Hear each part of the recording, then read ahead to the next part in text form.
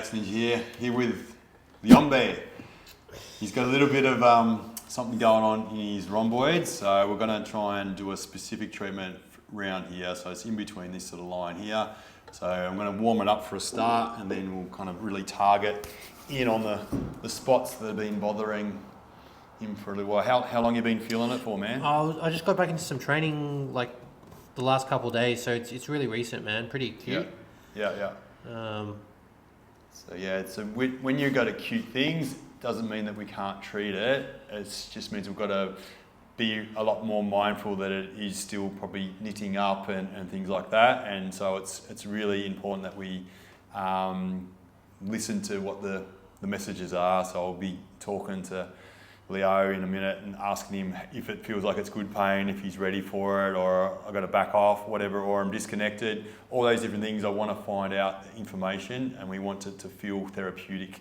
So there's a language that happens when you're getting treatment. You know if it's going to be beneficial in the future, if it's disconnected or it's traumatic. So we want to tune into which kind of realm we're in, and then we're going to go into the therapeutic realm. I love it, man. Therapeutic realm. You like that? It's good. It's like a universe, or like a, you know. Yeah. It is a whole universe when you're getting this treatment done, and when you're the artist as well that's delivering, like, everything counts. Even, tone of voice, body language, what we say, all those kind of things can open or close things up, so we want to open things up. We want to be able to gain access into where it's stuck and blocked and traumatized. So we're not going to get access if we're not honouring where the person's at, where the body's at, where the mind's at, things like that. So it's important. So what I'm doing, I'm trying to engage just kind of with a fairly blunt tool, I suppose, for a start.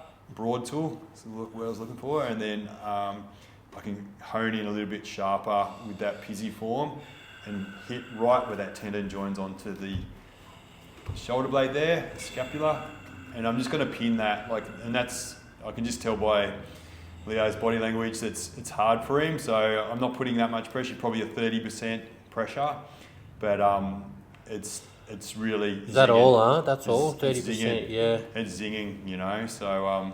and like now I'm starting to sense that it's starting to back off. Because he seems a lot calmer just in his breathing and body language, not kicking and things like that. But I suppose when I started seeing Leo kick a little bit, I kind of just didn't bear in any harder or even try and move. I just sort of stopped. I stayed confident. And I just let it kind of pass, let it kind of melt. Had that patience to know that it will change if we kind of just stay with it. So I kind of was emitting a confident vibe to Leo and his body that I'm here. I'm not going anywhere. We're going to see this through. We're here to get fixed. That makes a lot of sense. Even when I treat too, there's something about, you pick up that intel from the client if they're writhing around or they're breathing heavier, and you can sense that it's a bit of a challenge for them. Yep. And so there's something about, I think, staying on that spot that forces you, or at least the client as well, to contend with that present moment position, as opposed to like sweeping through it and having to like gain a new awareness of the next spot. It's something about being present with the pain or the awareness that's come up forces you to kind of deal with it and process it there and then. Yep. That's it. Really good use of words, mate. Contend, I like that. Contend. We don't hear that word in human vocab that much. Yeah. I can't speak. But just facing it, isn't it? It's like that's what we're doing. And that's what you're here in this little video. We're here to kind of contend with this spot that's just cropped up. It is, it's been giving you messages that it's not right, and you're keen to address it. So I'm here to do the job. I'm not shying away from it. And like it probably feels like looking at the video, it's going to seem like I haven't moved, but I feel like I have moved, and Leo's probably feels like I've moved a bit too. I'm sort of traversing across that tendon, that blocked bit. And I have kind of shifted across it a bit, and I'm slowly melting through it. I'm probably going to come off this stroke fairly shortly because I feel like I've gone through the tendon where it has been an issue, and I want to scoop it and kind of really pin on some spots that are kind of going to be important for Leo to get better quicker. So help the body out, unblock it, and then let it heal up. I'm just going to come out, man. Like that. How's that feeling? Yeah, good. I was able to contend with it, speaking on that theme, and once enough time kind of passed, there was definitely a sense of relief afterwards. Yeah. As the pain started to dissipate. Yeah. And kind of a sensation of you endured it, and there's this relief on the back of it, you know. Got rewarded for going through. Yeah, the release happened, the melting happened. So now I'm trying to be really specific. Sorry, man. All good. Hitting you the back of the head. Yeah. And so I'm trying to bear right into spots where he was kind of saying. So how's that feel as I go up there? Yeah, there's something there, man. There's something there. That needs to be addressed for sure. Yeah. So there might be something that's attaching onto a rib in here, I'd say. So I need to kind of get push through into that level. So on our back, we've got so many different layers of muscle as well. So it's amazing how we're kind of pieced together. It is. It's crazy. I think especially with those ribs there as well, there's just, I guess, so many points of attachment that the muscles could adhere to, you know, or the fascia could bind to in terms of skeletal structure, you know. Yeah. As they pass over the rib cage and... Yeah. So we forget there's layers of muscle, or don't even know, because we see somebody that's a bodybuilder or something like that, and you see the superficial muscles standing out, and then you that's not the whole story. There's layers and layers beneath that give us different kinds of movements, like these twisting and turning and tilting movements, and the rotations and things like that are really important, you know, especially for sprinting and throwing, punching. We really need to rotate through our thoracic, and these muscles, like a muscle in here, might be originating right down lower in the body, and it's sort of coming up and fanning off and hooking up into here, and there's other ones that kind of fan off in there. One of my favourite pictures is these real deep muscles that kind of start off, you know, down the bottom and then come up into the erectors. Are they erectors? What, as in when you say start at the in the fascia, here? Yeah. In the fascia here, and then they kind of the erectors, man. The erectors, yeah. They kind of fan out like fingers, yeah. Amazing kind of design. But it gives us flexion, and the little ones in close as well allow things to rotate as well as tilt. So yeah, crazy. Yeah, it's so fascinating, the divine nature of the design of the human body, man, and the interconnectedness not only of the muscular system but all the other systems as well. Yeah. And they're kind of so linked and go together. It's like this one organism. Yeah. Yeah, it's crazy. I'm continually fascinated with it and marvel at it, and its ability to heal itself. It's like magic.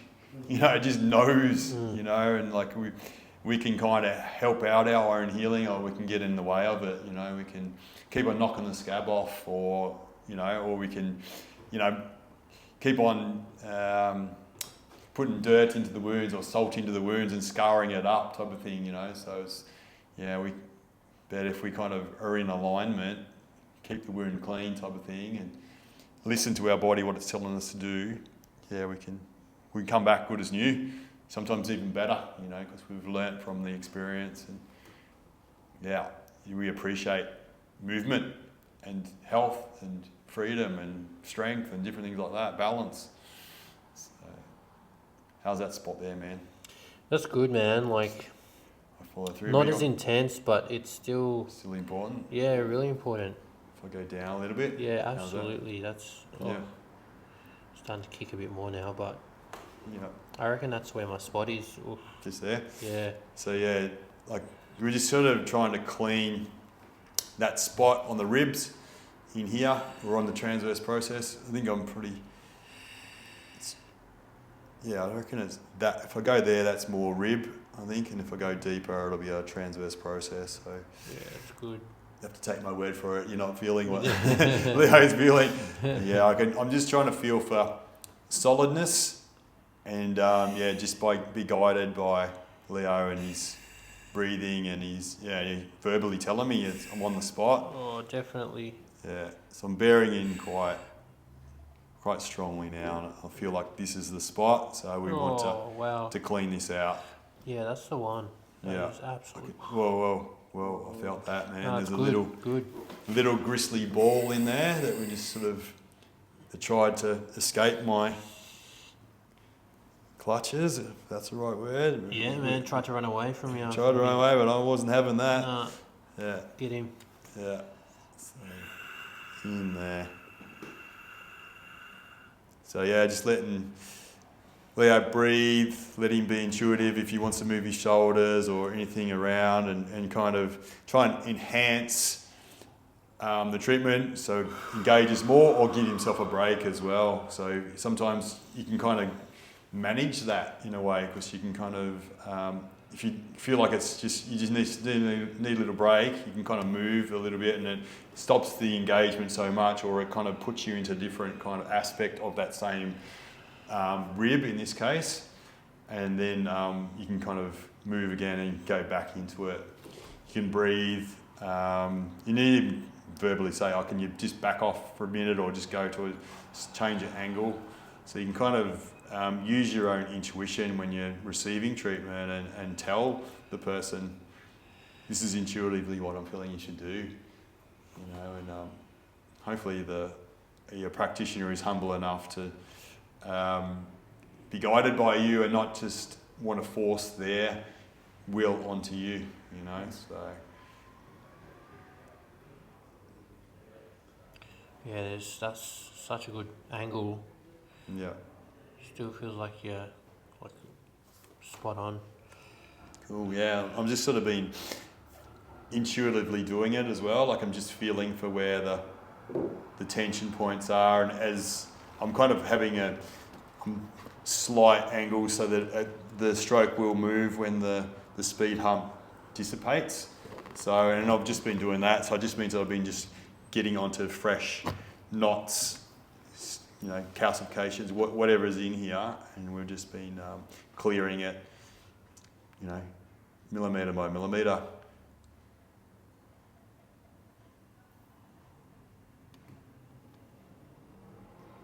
How we going, man? It's actually backed off considerably, like in the last 10 seconds. Yeah, cool. Yeah, it feels like might have cleared a lot of it out, man. It won't even come out. I reckon you'll get a bit of a thumb print in here, Leo, when I kind of this out. So I'm not sure how long I was holding spots in there, but it's a considerable amount of time. You need to have good strength, good conditioning in your thumbs to be able to kind of deliver that kind of work. How's it feel, man? Feels a lot better. Feels better? Yeah. Yeah, cool. So we might wrap the video up. Yep. I'll give Leo a little bit more treatment if he wants it in a minute after the video's finished. But if you do like our channel, please subscribe. Share our videos around if you think people could use this kind of content, or they might be a budding practitioner, give them some tips, or they might want to do or you might want to do our online practitioner course, or you might want to get really fit. We've got the best fitness courses in the world available, so you can do them. Team up with a buddy, that's what we recommend, so that you can kind of do it together. And thank you very much for your support. Done.